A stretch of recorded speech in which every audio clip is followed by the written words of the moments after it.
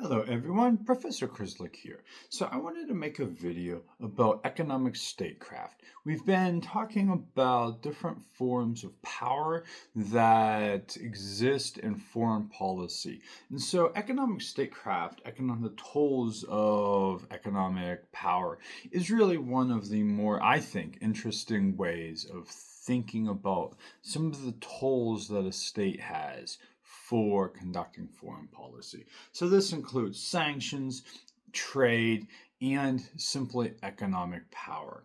So often when we think about power in international politics, it is easy to default to military strength. Tanks, things that we see marching through Red Square, images that populate our television screens, aircraft carriers, missiles, troop deployments. This feels like the most obvious expression of a state's power. But in the modern world, economic power has become one of the most important tools of foreign policy, and often one of the most, maybe the least understood, oftentimes one of the least understood. Economic statecraft refers to the use of economic instruments. Again, sanctions, trade policy, financial controls, aid, and investment to influence the behavior of other states. These tools have become central to U.S. foreign policy, not because they are always effective, but because they appear to offer a way to apply pressure without military conflict, without war, conventional war. So, understanding economic statecraft requires us to think carefully about how economic pain translates or fails to translate, as we'll see, and we oftentimes see, into political change. So, okay, let's just step back and think at its most basic level. Economic statecraft is the attempt to use economic incentives and disincentives to shape political outcomes abroad. States use economic tools to punish, deter, coerce, and at times reward other actors, other nation states, maybe even other non-state actors.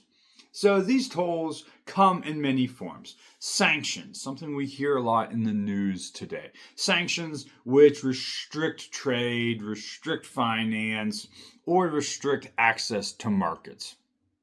Tariffs, something else we hear a lot about in the news. Tariffs and trade barriers, which raise costs and alter incentives. Export controls, maybe something we hear a little less about in contemporary news, if you're just paying attention to like the nightly news. But there are export controls, especially on sensitive or strategic technologies. If you dig a little deeper in the news about chips, the restrictions or the lifting of restrictions on the sale of certain semiconductors to China. Financial restrictions, including limits on banking, currency access, or investment. With the conflict between Russia and Ukraine, financial restrictions came to the forefront, something that began to be talked about more than it did, say, 5 years ago. Foreign aid, loans, and developmental assistance is also another form of an economic tool. So, what distinguishes economic statecraft from purely economic policy is really intent. So, these goals, these tools are not used primarily to improve efficiency or lead to economic growth, but to achieve political goals. A crucial point for us to understand is that economic statecraft it functions differently than, say, military force, which compels behavior through violence or the threat of violence. Economic tolls are really aimed to reshape incentives over time, to change that behavior over time without resorting to force or without ideally escalating to force. This indirectness of economic tolls is both their strength and, some scholars argue, one of their weaknesses. So, when we think of the use of sanctions, one of the most important reasons sanctions have become so common is that they function as a political substitute for military force. When leaders face an international crisis, maybe there's a territorial aggression like Russia into Ukraine, human rights abuses, violations of international law, they're often under pressure to respond. Leaders, Western leaders, US leaders, under pressure to respond. Doing nothing risks appearing weak or maybe indifferent, can have political consequences at home. However, military action, the use of force, risks escalation, casualties, which are very domestically unpopular, and long-term entanglements. Sanctions offer a much safer policy alternative. Sanctions allow policymakers to thus signal condemnation that when Russia invades Ukraine, there's an international condemnation. Well, sanctions play that role. It demonstrates resolve that the international community is unified, or at least partially unified, in condemning that action. It does impose costs on an aggressor. It does hurt the economy. And all of this does satisfy domestic demands for action, again, without resorting to military force. All of this is without immediately risking war. This is why sanctions are especially attractive in democratic systems. Public support for military intervention is often limited. We see this in public polling, we see this in focus groups. Especially after costly wars. So we see after the Iraq and Afghanistan wars that the American appetite for military intervention abroad has declined. Again, we see this in public polling. So sanctions appear more measured. They're, of course, reversible, snapback sanctions, and are more morally acceptable. However, treating sanctions as a substitute for war, some scholars argue, some policymakers argue that it has led to the overuse of sanctions. When sanctions become the default response to every crisis, expectations rise faster than results. So, let's think about how sanctions are supposed to work. So in theory, sanctions follow a pretty clear causal chain. First, sanctions impose economic costs on the targeted state. So these costs may include inflation, a currency collapse, reduced government revenue, then loss of access to technology or capital, and then a declining living standard. Second, these economic costs are expected to generate political pressure. Businesses may lobby for change, elites may fracture, and citizens may protest. Third, political pressure is supposed to produce policy change, compliance, negotiation, or restraint. This logic seems to make sense, but it is fragile and doesn't always go according to plan. In practice, economic pain does not automatically translate into political vulnerability. Authoritarian regimes often have high tolerance for public suffering and strong tolls for repression. Even democratic governments can deflect blame onto foreign adversaries. Sanctions assume a type of transmission belt between economic harm and political accountability. That belt is often broken. So, one of the most important lessons for us to understand is that sanctions frequently fail to achieve their stated goals, even when they are economically devastating. Authoritarian regimes are particularly resilient. Leaders can shift the burden onto ordinary citizens, protect loyal elites, control information, and suppress dissent if it emerges. Sanctions then may inadvertently and may actually strengthen regimes by reinforcing nationalist narratives and external threat perceptions. Even in less authoritarian systems, sanctions can and may backfire. Economic hardships may reduce political participation rather than increase it. Citizens may prioritize survival over protest. Again, particularly true in authoritarian states. Elites may adapt by finding new revenue streams. So, we also see, and this is common among many things in international relations, we've talked about in previous videos, about how difficult it is for the international community to work together. So sanctions, like many other policies, may also suffer from international coordination problems. If sanctions are not broadly enforced, targeted states can reroute trade, access alternative financial systems, or deepen ties with non-participating states who chose not to engage in or enforce the sanctions regime. This reduces pressure while increasing geopolitical fragmentation.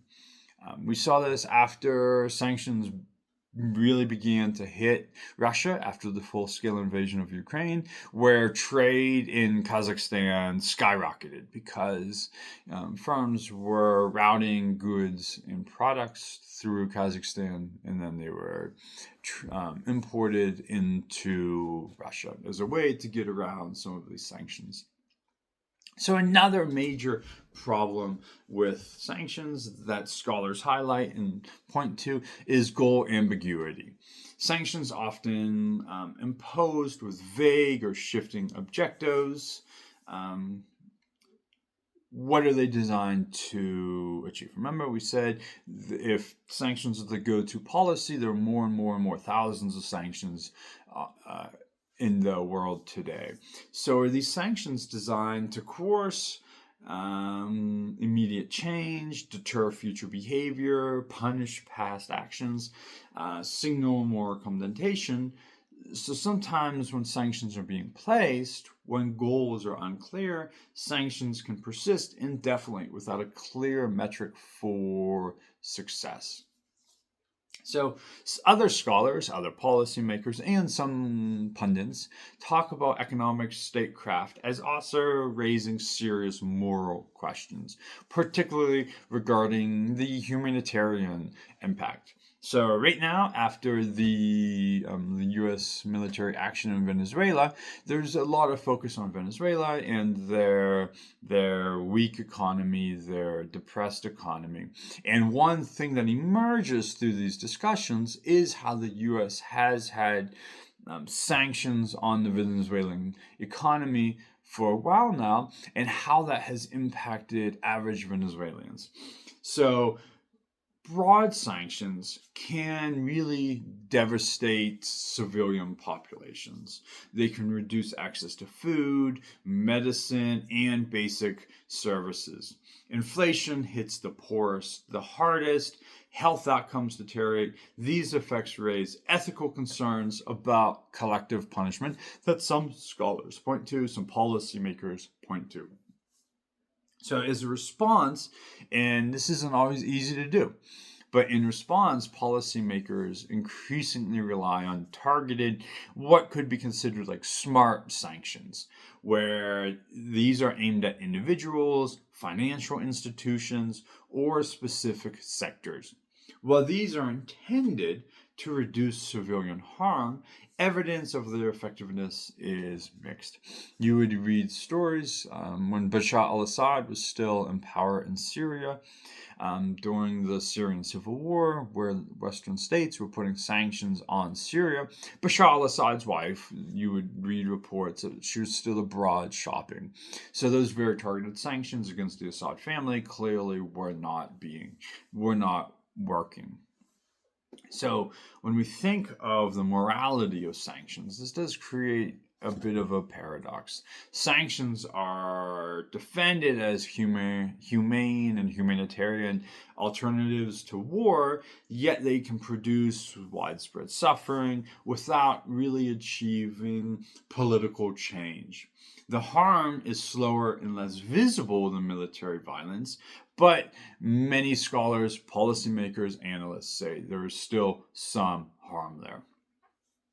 So we know that economic statecraft is not only about punishment, it is also about leverage and inducement. Access to markets, technology, investment, and financial systems is valuable in the contemporary globalized economy. States can use that access as a reward for cooperation or compliance. Trade agreements, preferential access, and development aid can encourage alignment and stability. At the same time, as again, we've heard in the news emerging over the past year, trade can be weaponized. Tariffs, export controls, and investment restrictions are increasingly used to limit rivals' capabilities, especially in strategic sectors like energy, semiconductors, and artificial intelligence. This reflects a rather significant change in thinking. For decades, economic interdependence was seen as a source of peace. Today, it can be viewed as a source of vulnerability. This economic interdependence that we've really seen emerge since the Second World War now can be viewed as a vulnerability. So as a result, economic statecraft now blends foreign policy with industrial policy, supply chain security, and domestic economic strategy. So, given the mixed record of sanctions and trade restrictions, a natural question that maybe students have is, why do these tolls persist? The answer lies largely in domestic politics. Sanctions are politically attractive. They are visible, symbolic, and easier to justify than military force. They allow leaders to appear strong without risking immediate escalation. They also satisfy moral and emotional demands for action after something has happened on the world stage. Sanctions also persist because alternatives are limited. Diplomacy can appear passive, military force is dangerous, economic tolls occupy that middle ground. Finally, sanctions can succeed in indirect or long-term ways. They may weaken a state's capacity over time, shape international norms, or constrain future options, even if they fail to produce immediate compliance. These effects are hard to measure, but they help explain why sanctions remain central to foreign policy. So, the big picture takeaway here is that economic statecraft reflects the reality of modern foreign policy. In a world where war is costly and cooperation is fragile and at times really hard to achieve, states increasingly try to exercise power through markets, money, and roles. Whether this approach produces stability or simply shifts conflict into new domains is one of the most important questions in global politics today that we will see continue to play out as the trajectory of more and more economic sanctions emerges. So understanding economic statecraft helps us move beyond simply reading headlines and ask better questions, again, that emerge in political science about power, effectiveness, and responsibility. Thank you.